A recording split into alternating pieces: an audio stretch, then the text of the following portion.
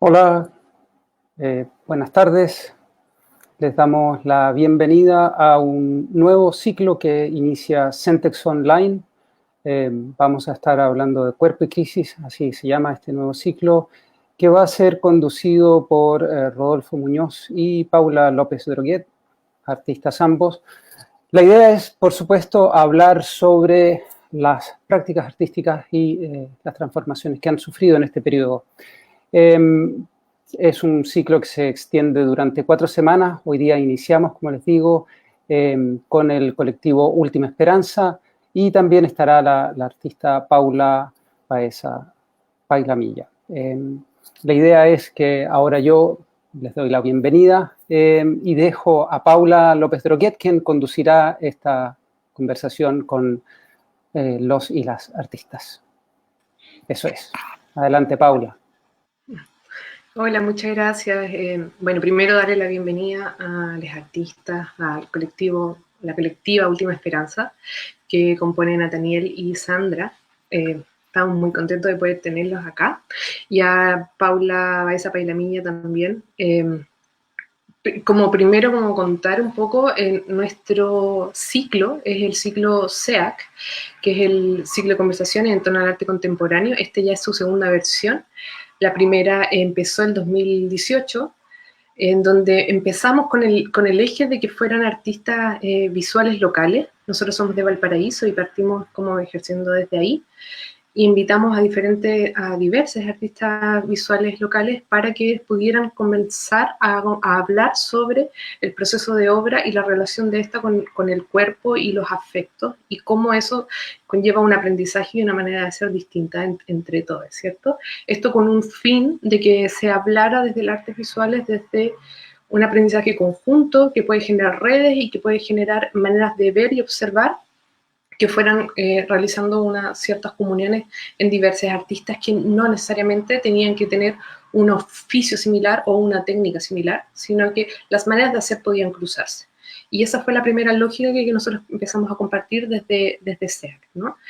Y en esta segunda instancia, que ya es en el contexto en el que estamos, que es primero el de revuelta social y segundo el de pandemia mundial, en donde nos vemos enfrentados como artistas a procesos que quizás no son tan diversos y tan distintos a los que nos hemos enfrentado siempre, ¿ya? Que es como una crisis constante, que es donde sabemos actuar bien, y esa nos lleva a hacer como tener un rol activo que nos lleva a querer trabajar desde la crisis, ¿cierto? Que es algo, como ya digo, conocemos bien y sabemos hacer, y es como nuestro rol social, ¿no? Entonces, desde ahí pensamos el nuevo ciclo SEAC en relación a Centex. Esta curatoría nueva la hacemos en conjunto con el equipo Centex, que es Pedro, que nos acaba de dar el inicio, también Javiera y también Rocío. El nombre que le damos a este ciclo es Cuerpo y Crisis, y son 4 charlas o 4 conversaciones en donde invitamos a artistas de diversas partes de Chile. Ahora el rol como de descentralizar ya no solamente habla de la región de Valparaíso, sino que de todo el país. Intentamos de poder mezclar el máximo de regiones para empezar a hablar de nuestros procesos y de nuestras maneras de hacer en respecto a lo que nos está pasando, ¿ya? Y este primer conversatorio tiene que ver con el espacio virtual, los sueños y la memoria. Y bueno, y vamos a ir teniendo otros que después les vamos a ir contando. Siempre van a ser los miércoles a esta misma hora. Eso, principalmente, agradecerle a todos estar aquí. Queremos partir por el colectivo Última Esperanza, que es un colectivo que se comienza el año 2004, que tiene mucho énfasis en lo colectivo y tiene un nombre muy particular, ¿cierto? Última Esperanza, que es muy relacionado al territorio donde habitan, que es el territorio de Magallanes. Entonces, bueno, queremos partir con ellas y en esta conversación, y lo compone Sandra y Nathaniel. Así que muchas gracias. Les escucho. Hola, buenas tardes. Muchas gracias por la invitación. Quiero agradecer a Rodolfo, Paula, Pedro, a ambas Paulas en realidad, Así que nada, muy contenta de ser parte de esta conversación que creo muy necesaria desde antes y sobre todo en estos tiempos. Bueno, quiero partir mostrando una imagen del mapa sacada de Google Earth que muestra dónde nos encontramos. En este extremo hemos nacido y hemos desarrollado nuestro quehacer como artistas. Habitamos en el llamado fin, o como me gusta llamarlo a mí, comienzo del mundo. De hecho, existe una imagen por ahí que pusimos también, ya que tenemos una ruta que se llama la ruta del fin del mundo. Entonces yo igual parto haciendo hartas preguntas para todos, para todes. No sé, ¿podrá haber un espacio más virtual que habitar en el fin del mundo, por ejemplo? ¿Y qué es el fin del mundo también? Es algo que nos hemos estado preguntando mucho últimamente con Nathaniel. No sé, también nos preguntamos si será aquello una posibilidad de ser conscientes de que existe un futuro. ¿Podemos plantearnos los mundos desde acá? Bueno, son muchas las preguntas que nos hacemos desde que nos reunimos el año 2004 y decidimos trabajar de manera colaborativa y colectiva en Última Esperanza. Me gusta hablar de esos dos términos porque no es solamente un colectivo, sino que trabajamos de manera colaborativa y súper diversa y dispersa, con muchas personas. Así es que es importante hacer hincapié en eso. También me gustaría contarles de que si existe algo que podemos afirmar a través de todos estos años que hemos trabajado en conjunto, es que nuestro entorno ha sido determinante en nuestro proceso creativo. O sea, el habitar este extremo, este borde, nos ha permitido mantener una contemplación muy activa, lo cual sin duda abre muchas posibilidades a reconfigurar nuestros mundos, los sueños, y así de alguna manera poder despertar las memorias que nos rodean y las memorias internas también. Ahí estamos viendo las imágenes. Es interesante hacer este ejercicio que aunque parezca simple, a mí siempre me da una bofetada, ¿no? Es súper extraño este lugar, este espacio. Y me gusta compartir y por lo general intento partir cualquier conversación viendo el mapa. No sé si podemos avanzar un poquito en la imagen siguiente. Ahí está lo que le comentaba de la llamada ruta del fin del mundo, que es bien extraño. Y ahí esta imagen muestra un poco el entorno por el cual por lo general nos movemos con Nathaniel, dialogando con estos seres no humanos. Y bueno, desde el año 2004 encontramos en el uso de los llamados nuevos medios, que de nuevo no tienen mucho en realidad, herramientas fundamentales para expresar y de alguna manera visibilizar nuestras reflexiones. Es así como de manera muy orgánica comenzamos a familiarizarnos con Internet, que aquí funciona de una manera bastante particular, y nos dimos cuenta de todo eso también. Y con las proyecciones, ahí ya entramos al tema de la fantasmagoría y lo onírico. Quiero acá pasarle la posta a mi compañero. ¿Quiere continuar? Sí, bueno, saludo primero a todos los que nos están acompañando, agradecer a Paula y a todas las personas que hacen posible esta conversación. Cuando nos invitan, ¿cierto? El tema era la virtualidad. Para nosotros la virtualidad siempre ha sido algo que nos ha acompañado viviendo en este lugar, ¿cierto? Tan extremo. Entonces, para nosotros, cuando partimos, como bien dijo Paula, partimos en el 2004, a mediados de la primera década del 2000. En ese momento la escena, digamos, la escena artística, que era la escena nacional, era en Santiago, y toda producción artística que ocurriera en una región como la nuestra era algo virtual, o sea, de partida se decía que no había o que no existía. Entonces, las voces excéntricas, como le llamamos nosotros, que están fuera del centro, eran prácticamente virtuales, eran casi una ficción. Y esa idea nos gusta también. Tomando esa idea, nuestras primeras intervenciones juegan con esa idea. O sea, aún lo seguimos haciendo. Nuestro trabajo lo queríamos ver como una gran linterna mágica que nos iluminaba y que iluminaba estos territorios creando imágenes únicas que nos vinculaban con un incipiente diálogo con lo no humano. Y esta fue la manera de poner nuestro trabajo en el mapa, en la escena artística nacional, operando desde esta región subantártica. Hay que decir que las redes sociales fueron súper importantes viviendo acá porque fue la manera en que dimos a conocer lo que estábamos haciendo.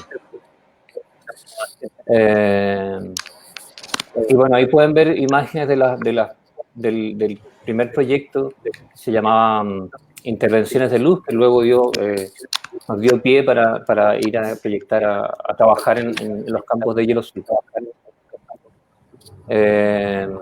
Nuestro trabajo está muy ligado con conceptos que vienen del cinema expandido, del documental expandido también, y del sitio específico, porque son performances que ocurren en el lugar y que son efímeras, ¿cierto? Que es lo que nos deja trabajar el espacio, ¿cierto? En el que vamos.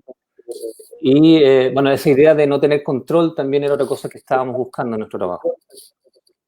La imagen que están viendo ahí tiene que ver con una primera aproximación siendo una región subantártica. El apellido de esta región es Magallanes y Antártica chilena. Nosotros quisimos partir explorando de una manera virtual con esta obra, que era una obra de NetArt. Hoy día vuelve a tener harta vigencia en NetArt en este contexto de pandemia. Era una obra en la que invitábamos a la gente a imaginar, a crear un píxel que forme este continente virtual, online. Esta obra estuvo operando cerca de 4 años más o menos, ahora ya es archivo, arqueología de medios, ya no existe.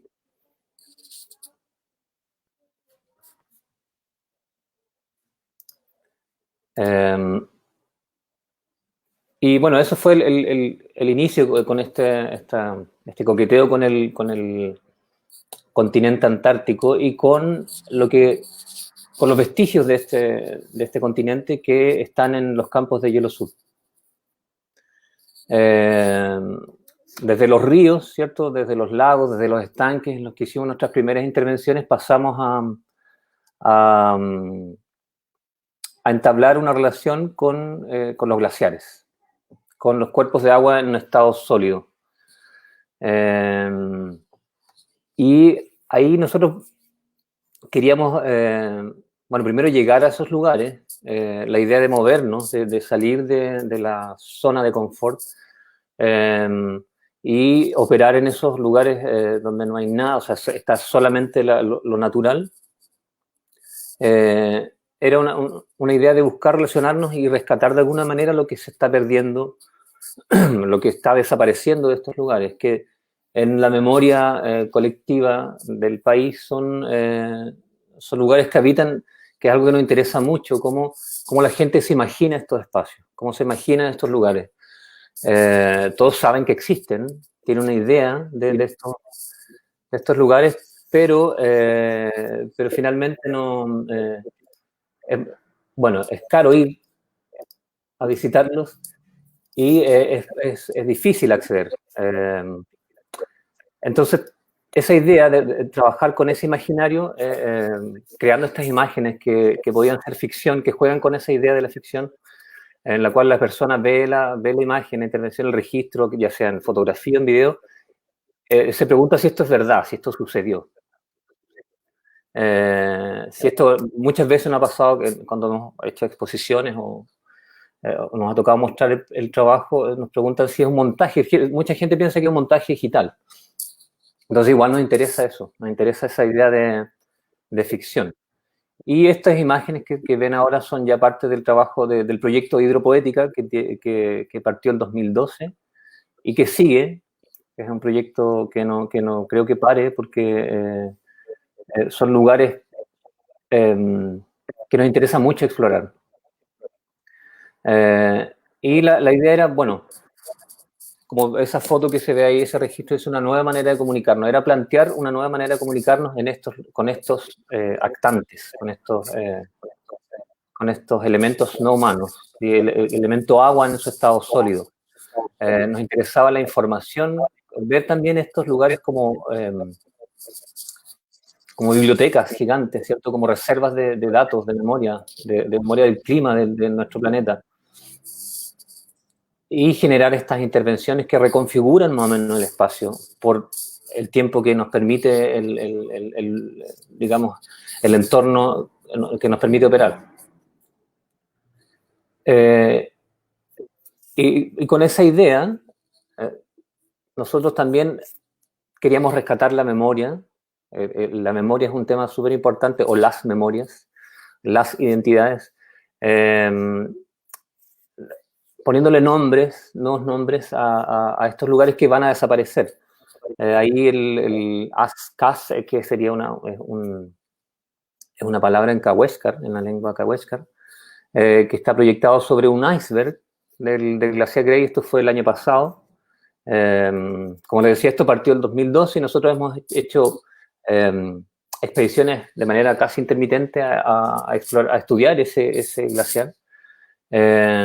Y este glaciar tiene una particularidad que ha estado comportándose de una manera bien diferente al resto de los glaciares cuando desprende, todos los glaciares desprenden parte de ellos, pero está quebrándose en grandes fragmentos que hasta cuando nosotros fuimos habían 2 grandes icebergs que entre ambos sumaban 16 hectáreas más o menos.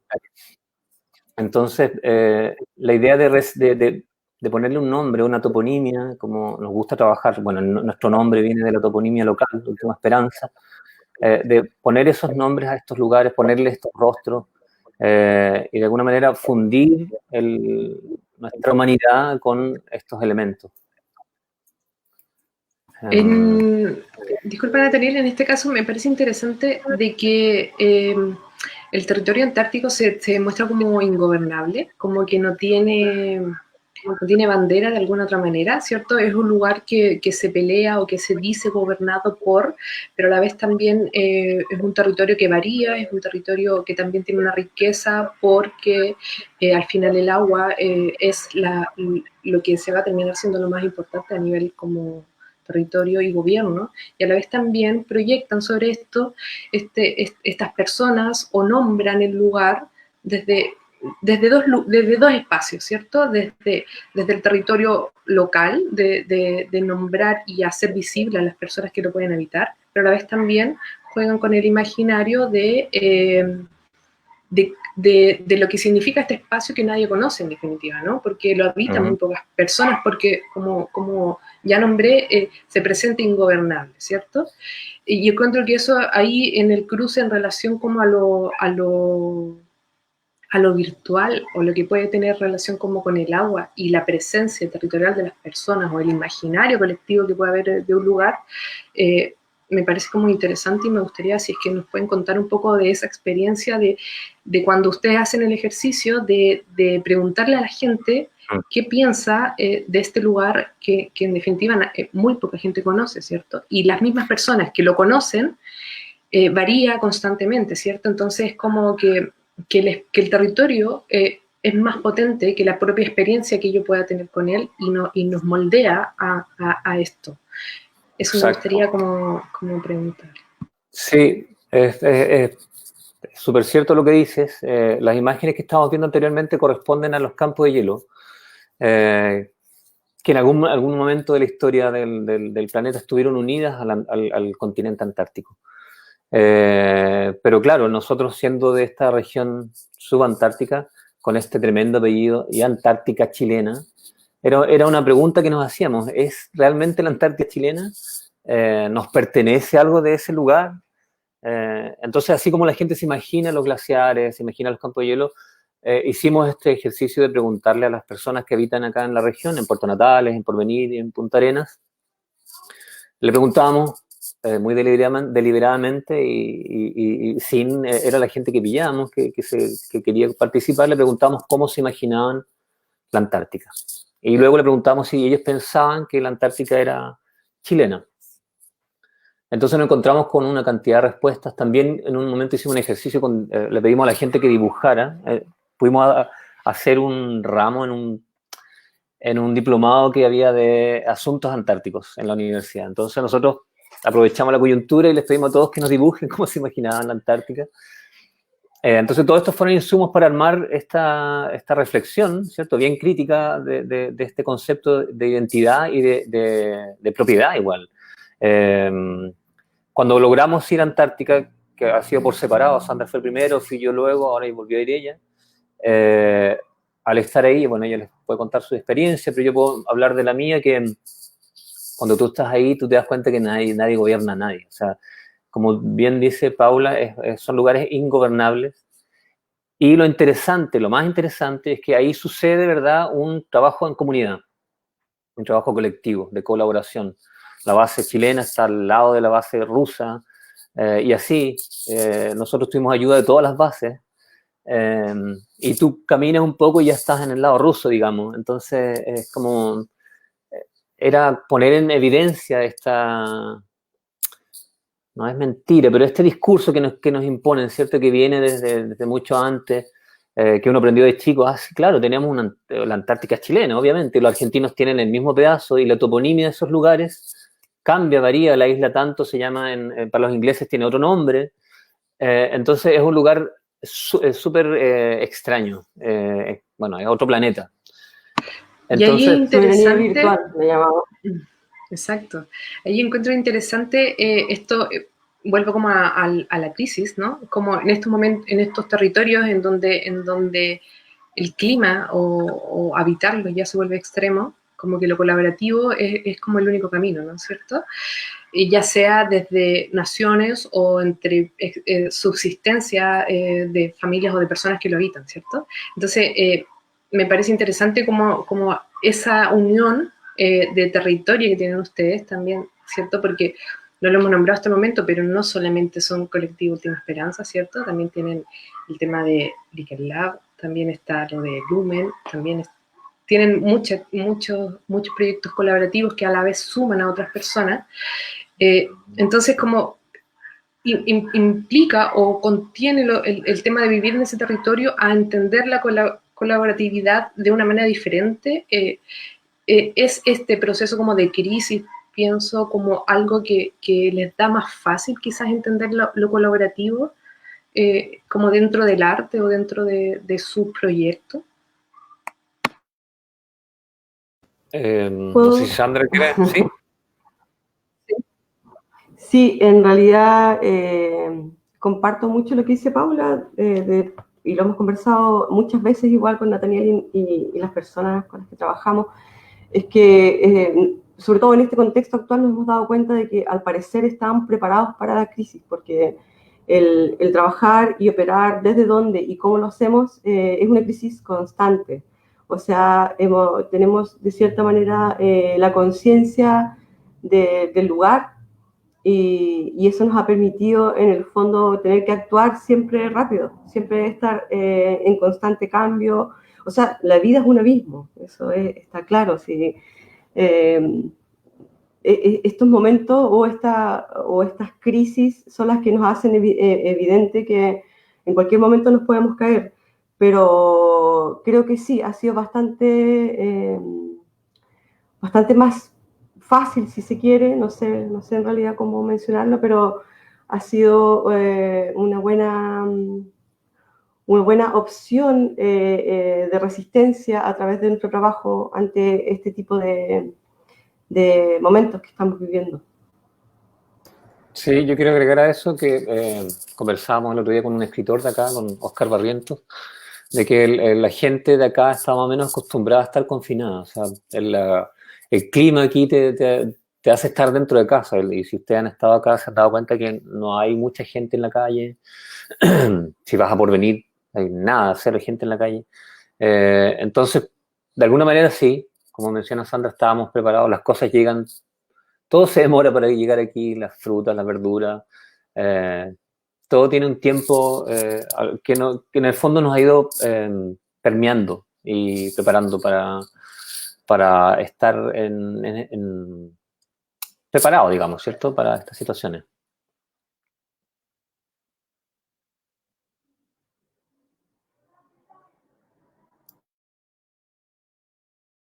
¿Quién juega ahora? No sé si pasamos al trabajo de Paula, porque nos muestre, y de ahí continuamos entre todos.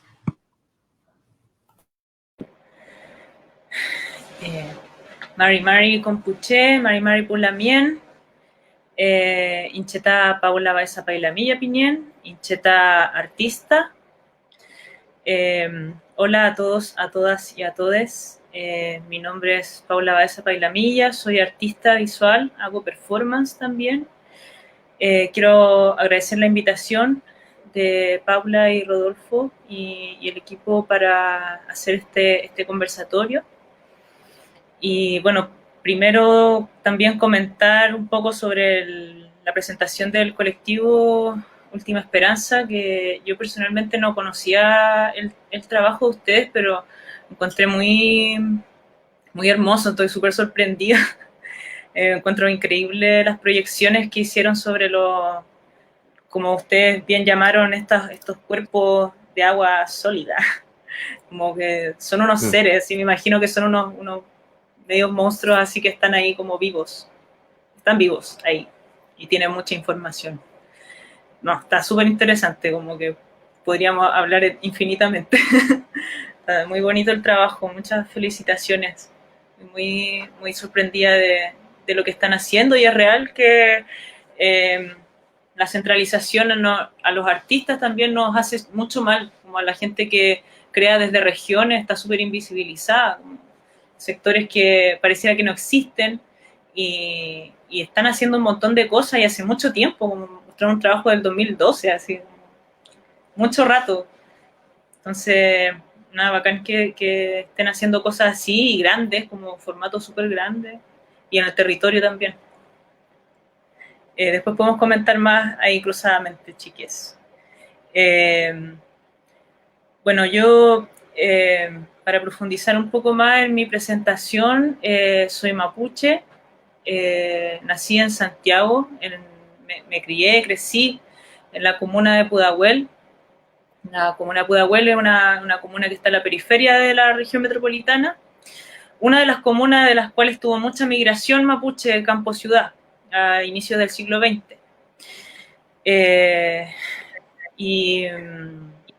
Bueno, mi trabajo en general abarca el tema de la historia mapuche,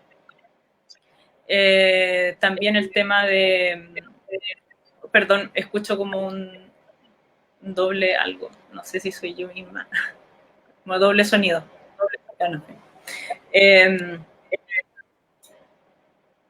Bueno, mi trabajo es en torno a la historia mapuche, en torno a la memoria, también en torno a la visibilidad de la violencia que ha sufrido nuestro pueblo desde hace 500 años hasta hoy.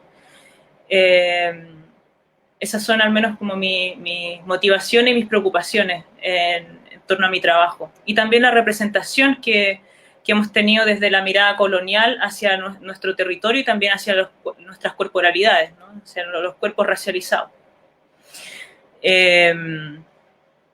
Y bueno, en relación al tema que se propone hoy día para el conversatorio, que tiene que ver con la crisis, pero también abordándolo desde el sueño, los sueños y la virtualidad,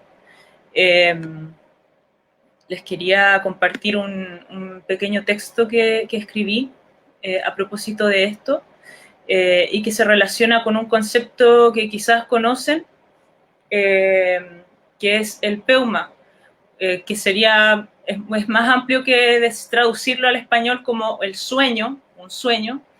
Es más complejo que eso, pero bueno, se los comparto acá en este pequeño texto para que después lo comentemos aquí en grupo. En la cultura mapuche tradicional, el peuma es un elemento fundamental en el ámbito espiritual, social y político. Esta información que nos llega a los peumas llega mientras dormimos. El peuma nos puede mostrar cosas que pasaron, que sucederán o cosas a las que hay que prestarle atención.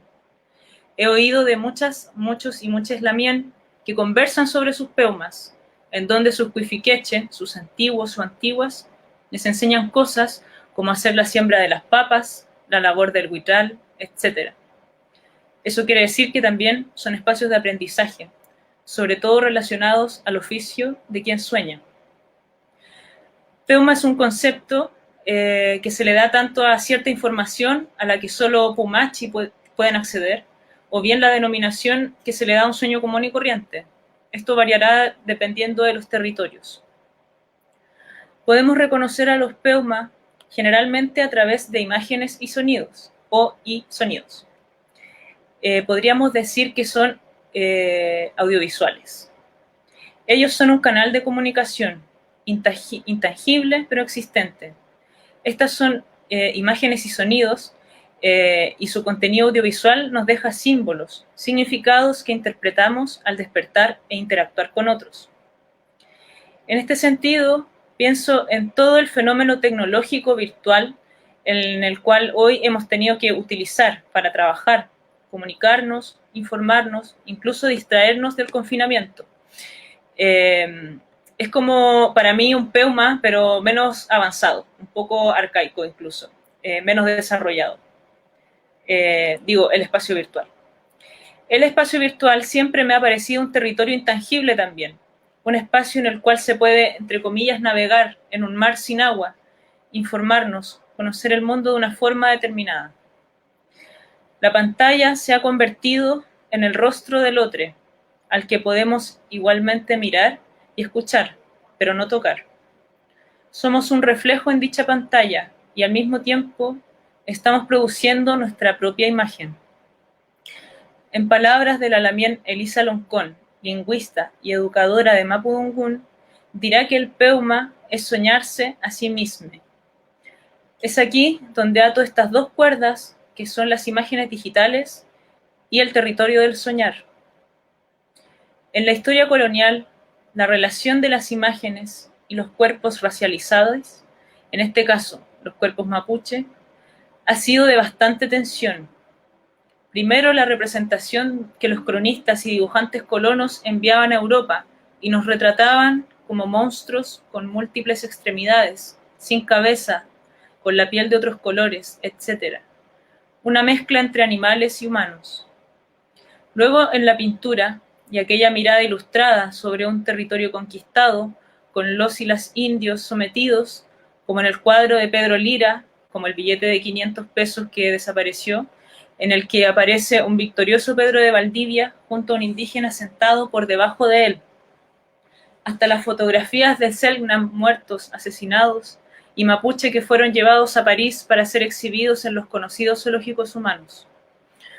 Todos estos casos son solo algunos de los más reconocidos.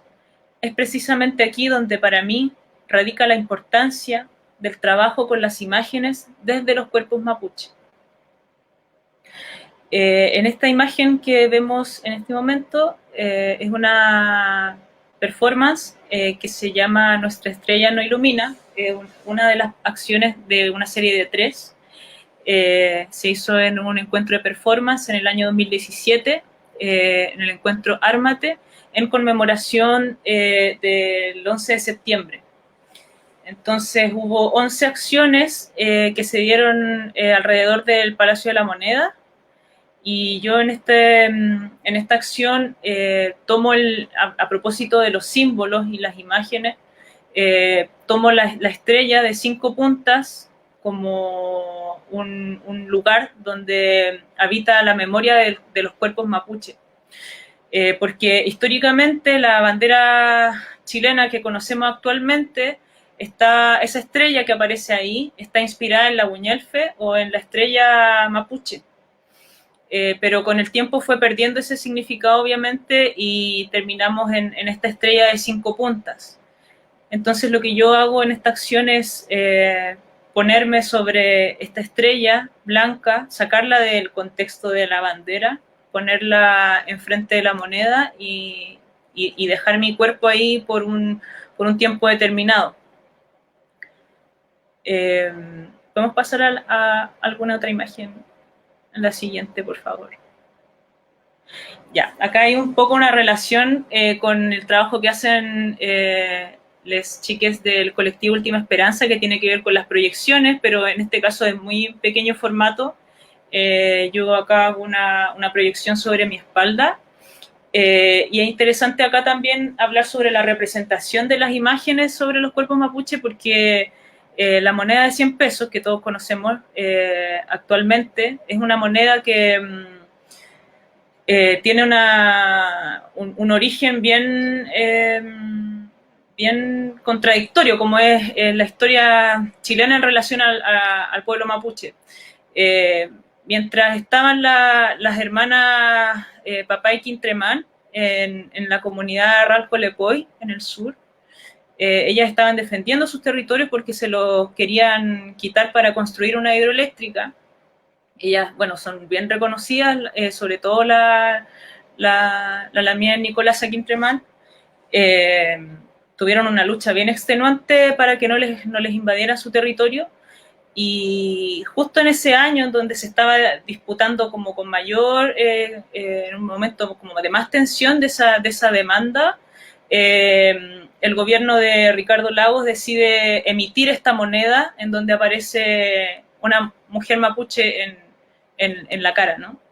Y es el año 2001, mientras estaba dándose esta lucha. Entonces, para mí, este cara y sello, esta moneda también significa que mientras hay una representación de nuestras corporalidades, intentando como quitarle su sentido o su raíz, que en el fondo es el territorio y el reconocimiento de nuestras vidas, tenemos a unas hermanas que están batallando para que no se les quiten sus territorios y que finalmente se les son quitados, son inundados esos territorios, y bueno, años después la Papá y Nicolasa fue encontrada muerta, ya muy viejita, flotando en esas aguas donde se habían inundado sus terrenos. Entonces, para mí, ¿cómo nos toca a nosotros, como no solamente al pueblo mapuche, sino a los cuerpos racializados, encontrarnos cotidianamente con estas monedas, ¿no? Como qué significa cuando entiendes el significado, sabes qué significa justamente en el año en que se crea esta moneda, está pasando esto por otro lado, ¿no? Como esta relación muy dual, muy diferente. Esta obra se llama Originaria. ¿Podemos pasar a la otra imagen, por favor?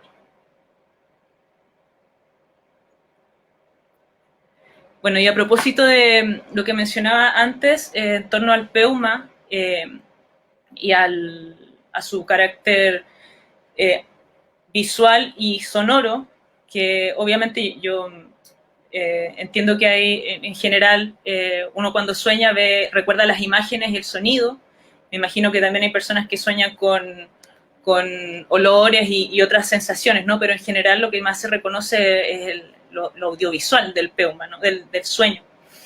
Entonces yo también tengo varios trabajos que tienen relación con lo audiovisual. Este es el caso de uno de ellos. Esta obra se llama Moñeleita Inzungun. Está en YouTube, si la quieren revisar. Y bueno, en resumen es un video performance en donde yo ocupo 4 imágenes de mí para indicar 4 momentos que para mí son importantes dentro de la historia del pueblo mapuche y su cultura.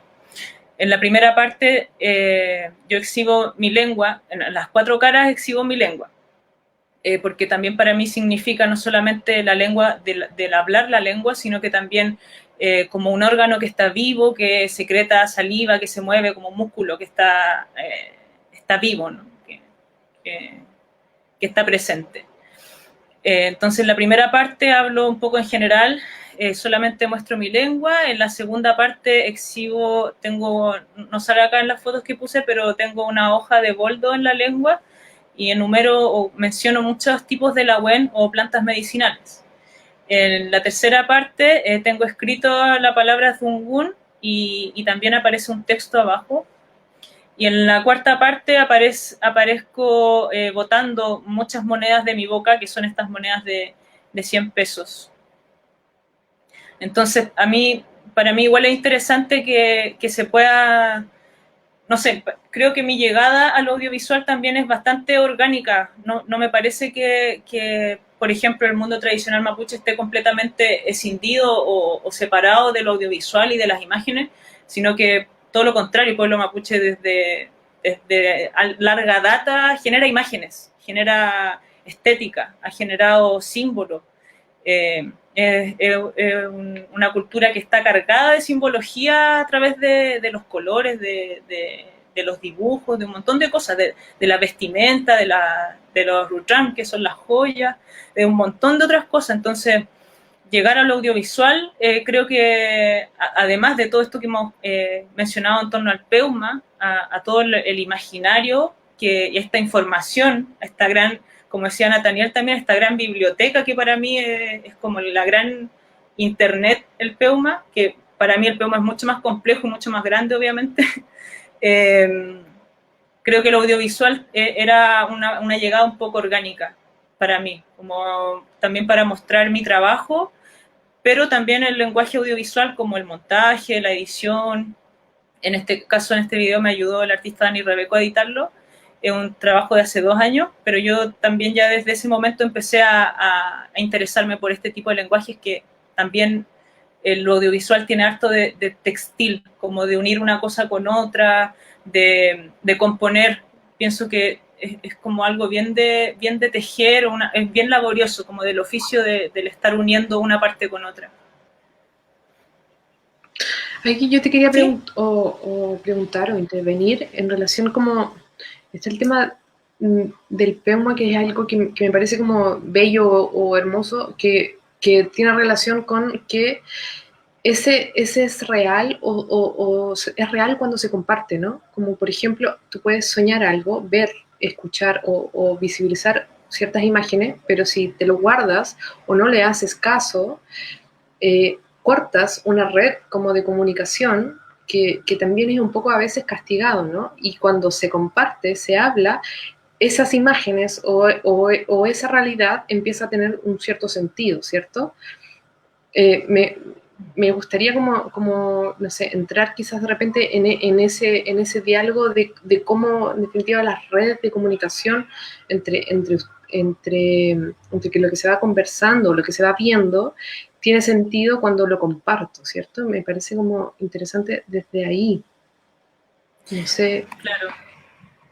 Sí, estuve leyendo algunas tesis de personas chilenas que han investigado en torno al Peuma y me llamaba mucho la atención que hacen un cruce, como un desglose que el Peuma es básicamente información y que genera comunicación. O sea, como que hay un proceso también que no solamente es que uno sueña algo, sino que después viene otro proceso del despertar, tú despiertas y interpretas tú como retrospectivamente lo que soñaste, y luego eso lo compartes, lo conversas y se interpreta como colectivamente, y también eso tiene un contexto.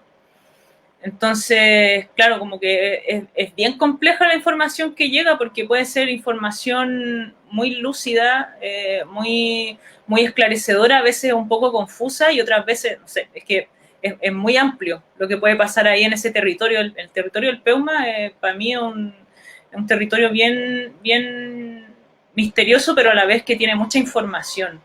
Y creo que, no sé, como que está medio abandonado, sí. No sé si iba por ahí lo que me decías, Paula, pero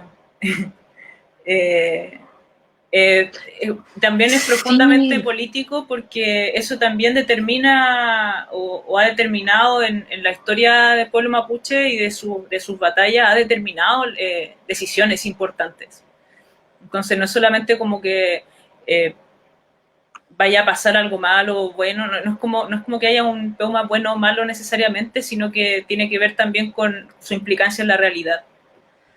Pero claro, no es un tema de comunicación solamente como con lo que pueda estar pasando o lo que lo que uno puede conversar con sus pares, sino que también es como un canal de comunicación que también involucra a los ancestros y también al territorio o a las maneras de compartir en relación al cuerpo y espacio, ¿cierto? Como que eso me parece interesante igual, que no creo que tenga que ver con algo necesariamente mapuche, sino que creo que ese es el lugar del imaginario o de la conexión si se quiere, virtual, que nos maneja o que nos comunica, ¿cierto? Es como relacionado a la intuición, relacionado al conocimiento como físico que quizás que no se puede nombrar y que yo siento en este contexto que es el que está más presente ahora, porque ahora estamos negando, unos más, otros menos, pero estamos negando la corporalidad y un poco el lenguaje visual quizás, porque estamos dentro de estas pantallas, nos vemos, pero es como una especie de holograma que no es tan presente, que no hay cuerpo, ¿cierto? Y esa negación del cuerpo nos hace como adentrarnos en otros sentidos quizás o en otras cosas que habíamos dejado un poco de lado, ¿no? Y creo que Mapuche entiende bien eso, como esa conexión de escuchar, de entender ciclos, de entender que la comunicación debe ser colectiva y que si yo me guardo un proceso, por ejemplo, creativo, porque igual es un proceso creativo, ese resta, pero si lo comparto, se puede interpretar en comunidad y se puede conectar con experiencias vividas de otros. Entonces eso me parece interesante en relación a la obra que tú realizas, que está ligada en definitiva a este sueño que tiene y me gustaría como conectar un poco con eso.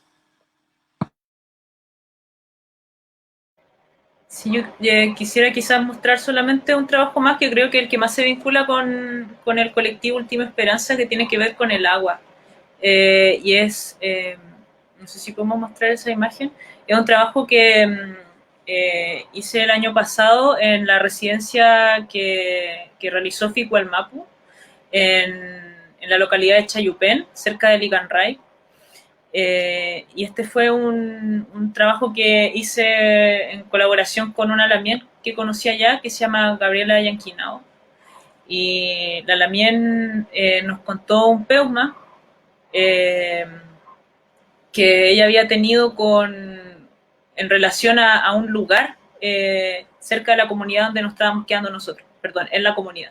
Y ella había soñado con un trigüe, con un laurel, un árbol muy grande, muy grueso, que al centro tenía, en realidad ella no había soñado literalmente con el árbol, ella había soñado que ella veía una gran vulva frente a ella, y ella le decían, o le llegaba la información, le decían que tenía, como que le enseñaban a estimular esta vulva, y ella lo hacía con sus manos. En el video, yo hice un video de este relato donde aparece ella contando en sus propias palabras su peuma. Y yo me inspiré en su peuma para hacer dos fotografías que hice en el lago Calafquén, que están ahí mismo, al lado de esa comunidad. Y bueno, ya días después de que sueña eso, va a la comunidad donde nos estábamos quedando nosotros a conocer el campo ahí de las Lamien, y se encuentra con este trigüe que además abajo tenía una poza muy grande de agua, un agua así hiper mega pura, muy, muy cristalina, que caía, como que se alimentaba del mismo trigüe y caía abajo, y ese trigüe tiene como dos ramas muy gruesas, y al centro se forma una imagen que es como una vulva. Entonces ella reconoce inmediatamente cuando camina por ahí, ve el Gufco y se da cuenta que eso era lo que ella había soñado, era con ese lugar. Entonces para mí, bueno, ahí se mezcla su peuma, pero también información que a ella le llega, que en el fondo está en su mismo territorio, pero a la vez un conocimiento que para mí tiene que ver con algo que es medio, que no es tan socializado, que tiene que ver con el ámbito de la intimidad sexual, por ejemplo, afectiva con personas del mismo sexo, por ejemplo. O sea, ella es como súper, como ahí ya a mí lo líquido me parece mucho más pertinente justamente para el mismo Peuma, como que es súper concreto el Peuma que ella tiene. Y que ahí conecta con la relación con el cuerpo, ¿cierto? Y que el cuerpo no estaría ajeno a este lugar o a esta unión entre personas, ¿no? Como que siempre ha estado negado, en definitiva, el cuerpo desde lo convencional, ¿no? Como que el cuerpo es ajeno a esta intelectualidad y por ende a esta manera de ocupar el espacio o el territorio desde una política convencional, ¿no? Entonces, como que eso a mí me parece interesante porque desde esta otra cosmovisión, o desde la que nosotros en verdad llevamos como internamente, el cuerpo siempre ha sido el lugar que proyecta o que ejerce y que ese conocimiento no está alejado, ¿no?, a la sexualidad y a los placeres tampoco. Entonces, como que es interesante como que ese sea el lugar de conexión con la comunidad. Sandra quería... Sí, gracias Paula por compartir tu trabajo, alucinante. Yo, sabes que había llegado hace raramente en un Peuma mío, no, había llegado hace un par de semanas a tu trabajo, ¿sabes? Así que te felicito. Muchas gracias, sobre todo en este último, me dejaste como pensando muchas cosas. Sobre todo me respondiste algo que igual sabemos, pero de que estamos todos conectados y todos, todes y todas todas las categorías, estamos todos súper interconectados y eso lo saben muy bien, ¿cierto?, los ancestros. Y desde esa perspectiva yo quería hacerte una pregunta, porque partiste hablando de hace 500 años, ¿no? Y nosotros estamos acá en este extremo donde este año se pretendía hacer una celebración increíble en relación al descubrimiento del Estrecho de Magallanes. Para octubre de este año estaban pero puestas las alfombras rojas para los reyes nuevamente. Así de heavy y así de crudo, ¿no? Así como lo ve, como se ve ahora. ¿Y qué piensas tú en el fondo? Puedo imaginarme alguna respuesta tal vez, pero me gustaría que me digas qué piensas tú de esta ridiculez en el fondo de querer celebrar 500 años. ¿Años de qué? O sea, yo creo que ellos siempre van a querer celebrar el hito fundacional de las colonias europeas en este territorio. Lo importante es lo que genera eso. Creo que eso al menos a mí me tranquiliza, que la gente no se siente identificada con ese tipo de cosas. Digo, la gente, los pueblos en general, porque obviamente la oficialidad siempre va a pretender a eso y a seguir perpetuando, ¿no?, como estos modelos que se instalaron después de tanta sangre.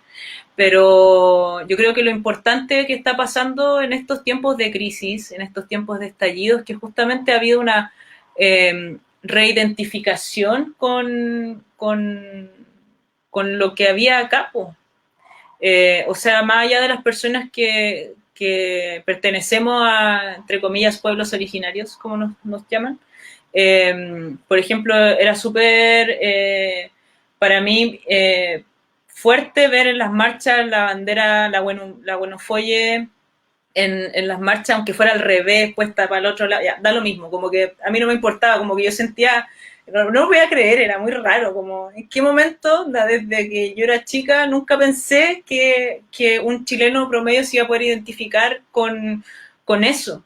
¿Qué significa ese signo? No sé, pues cuando botan las estatuas, o sea, es lo mismo. El derribamiento de monumentos tiene que ver con el descontento y la no identificación con una cuestión que nos pusieron encima, con una pata que nos pusieron encima y que no somos nosotros. No somos eso. No somos Puerto Saavedra, no somos Magallanes, no somos esos lugares de los nombres de personas que hicieron tanto daño.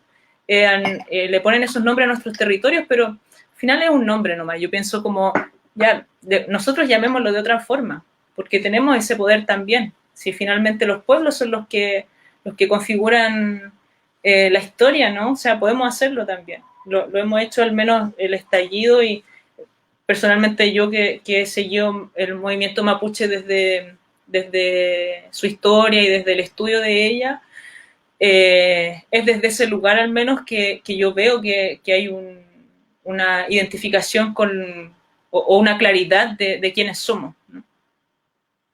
En relación a esto, ¿cuál sería la conexión? Evidentemente, como artistas, cada uno desde su trinchera trabaja desde otros lugares que no son los oficiales, ¿cierto? Pero yo siento al menos que desde la revuelta, al menos, por ejemplo, lo colaborativo ha tenido un sentido mucho mayor, ¿no? Como el salir a la calle también, salir de los espacios institucionales, ¿ya? Estamos ahora presentes justamente en uno, pero el ocupar otros lugares, por ejemplo, fuera de la galería, el ocupar la calle, el entender o volver a conectarse con que el arte funciona en una comunidad y acciona cuando es para todos, no solamente para la élite del arte, que es algo que queramos o no, estamos todos conectados en relación a eso, ¿no? Como con la relación de exponer, por ejemplo, con la relación de viajar, de querer mostrar nuestro trabajo en otros lugares, ya. Pero creo que todo este contexto, primero, revuelta, segundo, pandemia, nos ha llevado, si es que ya teníamos la intuición, nos ha llevado a conectar aún más con que el arte, en definitiva, es para todos y que debe ser colectivo, ¿cierto? Entonces, como desde ahí, solamente como abrir la conversación a cómo ha cambiado, cómo ha modificado quizás estos procesos que hemos estado viviendo en su creación, aunque sé, y por eso les invitamos, pero sé que trabajan colectivamente hace mucho tiempo, Paula y el colectivo Última Esperanza, ¿cierto? Pero ¿qué cosas más han visto o han cambiado desde la revuelta y después la pandemia como en relación a eso?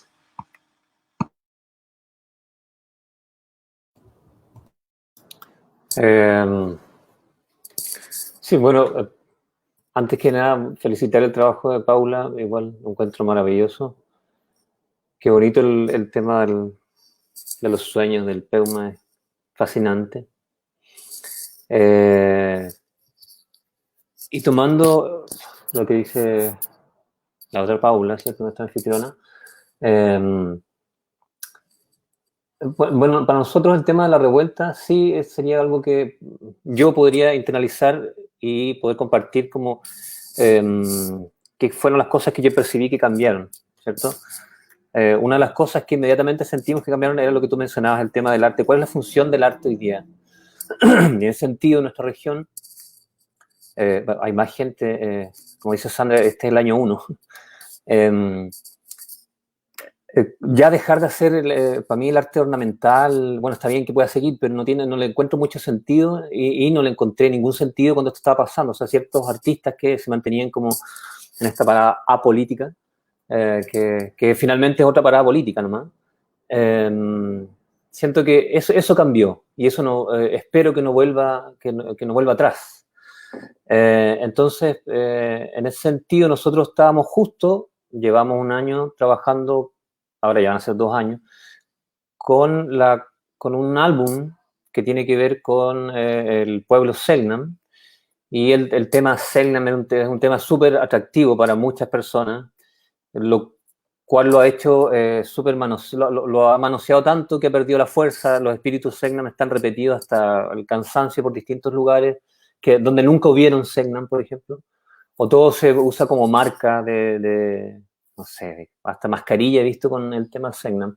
Entonces es como una falta de respeto a esa cosmovisión y nosotros encontramos que la manera de entrar a hablar de este tema y sobre todo los 500 años, cuando se conmemoran estos 500 años de la circunnavegación que hace Magallanes, que funda, ¿cierto?, la globalización, porque es cuando se completa el globo que encierra todas las imágenes. Nosotros empezamos a trabajar con ese álbum, primero con las fotos que cualquiera puede encontrar en internet, que son estas que están viendo ahí, y luego pudimos en la investigación encontrarnos con que había una copia en Punta Arenas. Julio Popper, un rumano que estuvo aquí en una expedición aurífera y luego en en una operación de extracción extractivista de oro. Él sacaba casi media tonelada de oro al año en el tiempo que estuvo operando en Tierra del Fuego. Pero él hace este álbum, edita este álbum cuando él hace la expedición aurífera a ver dónde podría estar el yacimiento. Y lo que nosotros descubrimos en la investigación que hemos estado haciendo es que este cadáver que aparece ahí, que no sabemos su nombre, no sabemos nada excepto que está ahí, ¿cierto? Esta imagen que es tan fuerte, tan triste, lo que caemos en cuenta es que este cadáver sin identificar, que es justo cuando parte la revuelta social, empiezan a aparecer las listas de las víctimas fatales de la revuelta, y entre ellos también estaban cadáveres o cuerpos sin identificar. Entonces nosotros igual proyectamos este cadáver durante los días de las protestas en la plaza, y el texto, cadáver sin identificar, porque en la investigación nosotros nos dimos cuenta de que el análisis que se hace, que hemos podido hacer de estas fotografías con un perito forense, da cuenta de que este cadáver lleva más de 2 o 3 días fallecido. Entonces no es que murió en el acto, no es como Popper escribió, en cada foto tiene un pie de página que dice, por ejemplo, muerto en el terreno del honor, o lluvia de flechas, o aparecían indios por todas partes, y están ellos solos, o sea, tú ves la foto y están solos. Entonces, esa figura nos interesaba mucho de que Popper finalmente él edita un álbum, se hace las fotos, se edita su propio álbum, y lo usa para hablar del montaje, para hablar de un montaje que justifique el modelo, este modelo colonizador, ¿cierto? Hay que eliminar a estos tipos, pero mostrémoslo como algo bravo, como algo heroico, como una gesta heroica. Entonces ahí nosotros empezamos a hacer esta serie de expediciones artísticas, y vamos a Tierra del Fuego buscando los lugares por donde transitó Popper, y haciendo este gesto, esta acción de sitio específico, igual performática, que tiene que ver con el cine expandido, que es proyectar el cadáver de esta persona. También proyectamos nuestros cuerpos tendidos en la pampa, como una manera de volver a traer esa memoria, y como trabajando la fantasmagoría, reutilizando los elementos del álbum, los textos, el cuerpo, para armar uno nuevo, otro montaje, utilizando el montaje que quiso armar Popper. Nosotros lo desarmamos para tratar de evidenciar lo que él no quiso decir. Bueno, y este trabajo está en proceso.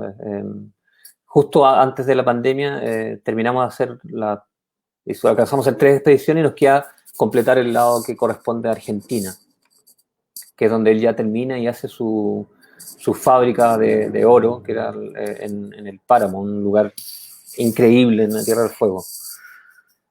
Entonces creo que estas imágenes igual gatillan sueños de esa etnia. Igual estamos conversando con gente, no sé si ustedes saben, pero hay una agrupación de la comunidad Selknam que hace poquito pasaron a la Cámara de Diputados para ser reconocidos como pueblo vivo. Entonces, cuando Paula dice que el arte tiene que compartirse, ¿cierto?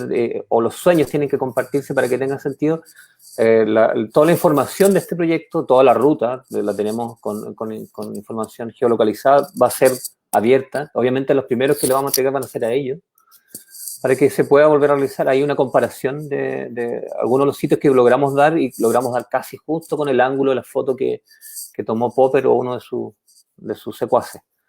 No sé, Sandra, si quiere aportar algo.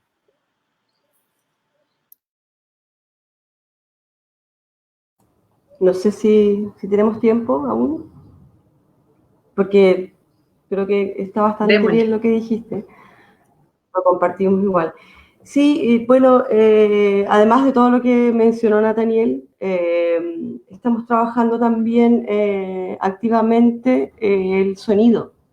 Estamos haciendo, en estas expediciones, grabamos las caminatas completas, pero también estamos en los sitios específicos donde se proyecta, grabamos sonidos de baja frecuencia, o sea que no son audibles para los humanos.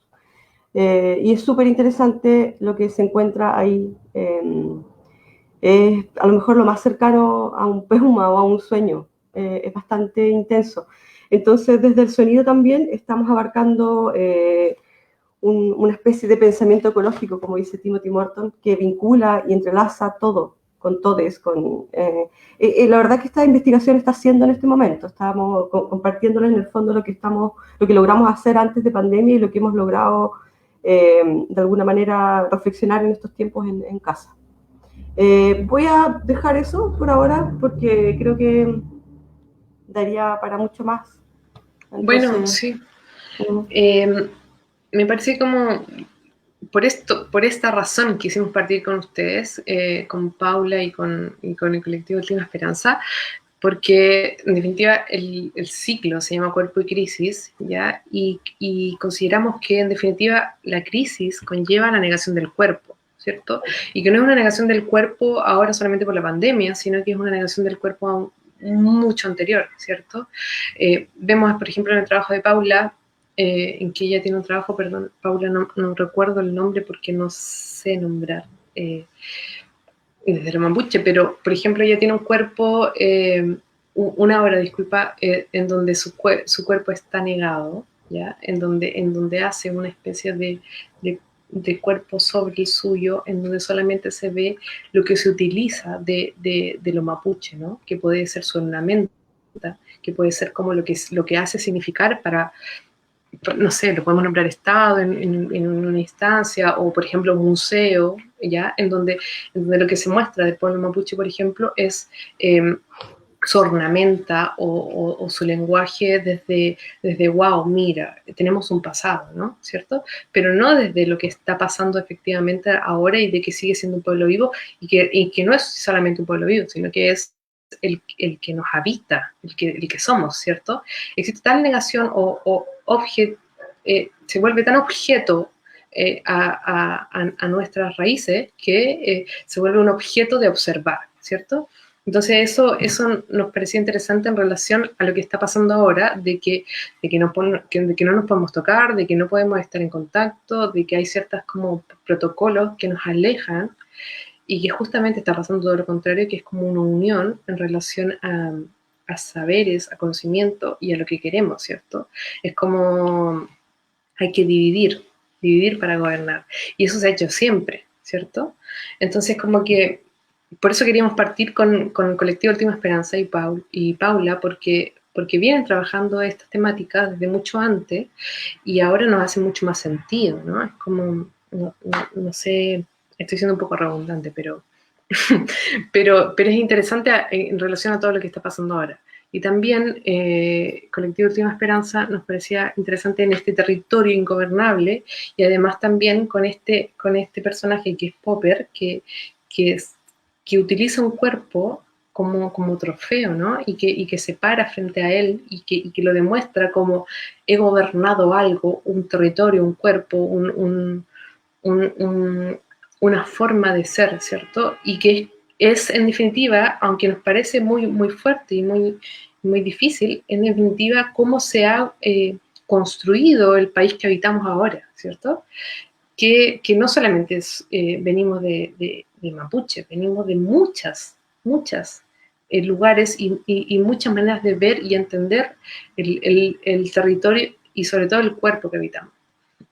Y creo que ahora es interesante poder conectar todo eso y entenderlo desde las artes visuales y entender o desde las artes en general, en definitiva, digo artes visuales, porque vengo de ahí, pero de cómo conectamos y entendemos y podemos percibir que en definitiva lo colectivo y la creación conjunta es el lugar de simbiosis de todo lo que está pasando. En definitiva, ajeno a todo lo que pueda ser la conexión con, no sé, con alguna etnia, con algún territorio en específico, sino que es la comunión de las personas y lo que puede pasar en conjunto, lo que activa, no sé, lo que podemos crear o lo que podemos como accionar. Entonces, bueno, nada.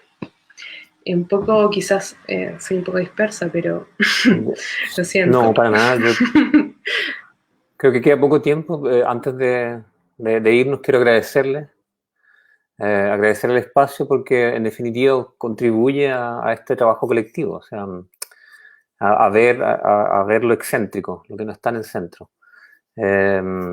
Muchas gracias y bueno, los invito a que revisen nuestro trabajo y vamos a estar atentos a las otras conversaciones que siguen. Eso. Bueno, sobre eso, las próximas conversaciones, como ya les conté en un inicio, vamos a estar todos los miércoles durante cuatro miércoles consecutivos. Esta es la primera, la segunda habla de los territorios domésticos, la violencia y el poder. Y para esa conversación invitamos al colectivo Caput y a Mónica Nirar. Esa conversación la vamos a ver a Rodolfo. La siguiente, para el 29 de julio, es Cuerpos Invisibles, Trabajo y la Negación de la Corporalidad. Para eso invitamos a Natacha de Cortillas y a Mirko Carreño. También la modera Rodolfo. Y la última, que es el 5 de agosto, es Educación, Afectos y Sentires, que es algo muy importante para nosotros en relación a la virtualidad, sobre todo de los niños, cómo se han enfrentado como a entender la educación fuera del cuerpo, ¿ya? Que al parecer era algo como muy normal, pero ahora ha demostrado, gracias pandemia, que ha demostrado que es necesario la compañía física, ¿no? Y para eso invitamos a Paz Castañeda y a Andrea Yoch. Y esa voy a moderar yo como cierre, porque no sé si les dije en un principio o les comentamos en un principio, pero SEAC soy yo y Rodolfo Muñoz, y siempre lo hemos hecho juntos, pero en esta virtualidad ahora nos hemos separado.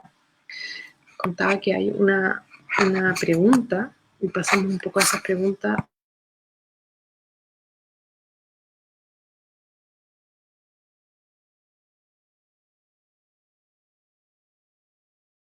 No sé quién, si Paula o la colectiva quiere responder a Gladys.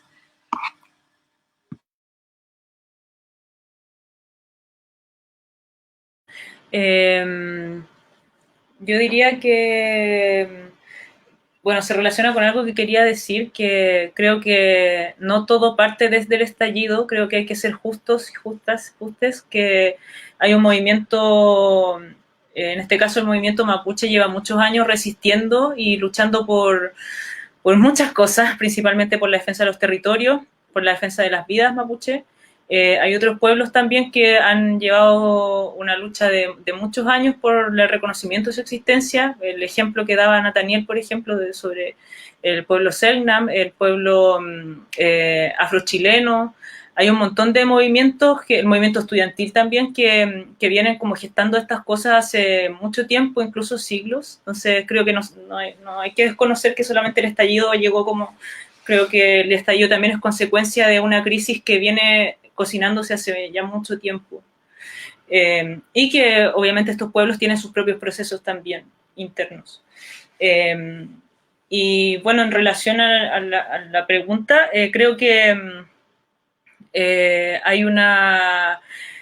Bueno, no sé si entiendo bien lo de lo fantasmagórico, pero sí diría que así mismo como pensaba en torno a la historia de los mapuche, por ejemplo, o movimiento mapuche previo al estallido social, creo que habíamos artistas que estábamos pensando, por ejemplo, desde la corporalidad en la calle, pensando no en las galerías o no en los museos, porque generalmente, como Chile es un país súper racista, no hay acceso para personas racializadas, ni pobres, ni empobrecidas, para un fácil acceso para exponer o para generar obra. O sea, hemos tenido que seguir los conductos regulares y generalmente no nos ganamos las cosas. Ahora sí ha habido como un incremento de eso, pero antes creo que muy de a poco ha ido cambiando eso, pero muy lentamente, y previo a eso tenemos todavía que generarnos nuestros propios espacios para mostrar el trabajo. Pienso que les pasa lo mismo a los chiques de regiones, sobre todo de regiones tan desde el principio del territorio, como dijeron ustedes, que están en el principio. Me encantó eso. Y nada, pues creo que ya tenemos que dejar de esperar que nos escriban en la historia, sino que nosotros tenemos que empezar a escribirnos nosotros mismos, como artistas, como pueblos, como experiencias territoriales. Tenemos que agarrar la pluma y escribir nosotros, porque no podemos esperar que nos escriban los teóricos, las teóricas, los historiadores. No, ya pasó esa época, tenemos que ocuparnos nosotros mismos, así como hacer todo nosotros nomás. Pues creo que igual es algo que como decían los chiques también, están preparados también. Hemos estado como preparando ese caldo hace rato, como de saber hacer todas y resolver sobre la marcha.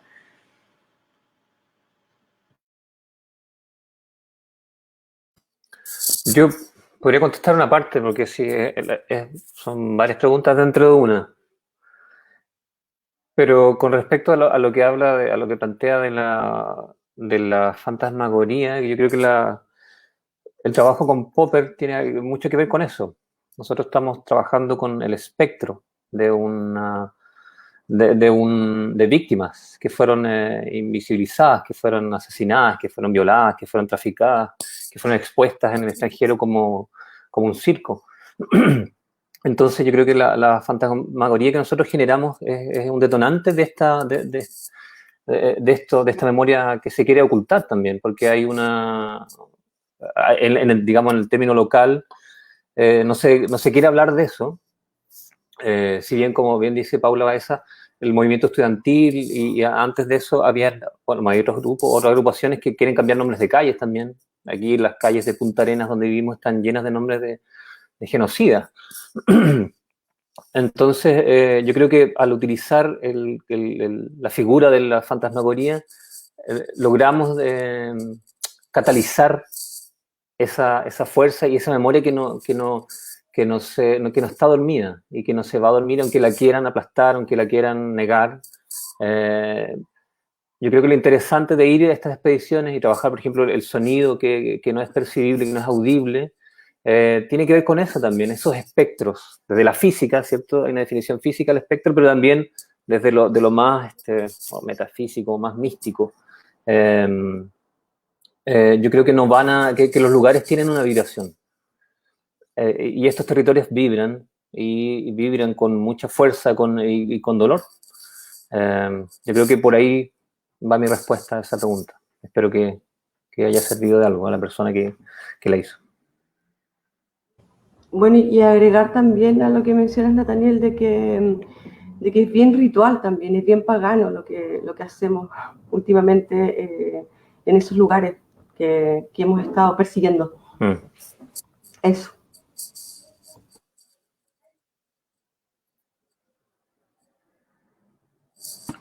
Perfecto, chicas.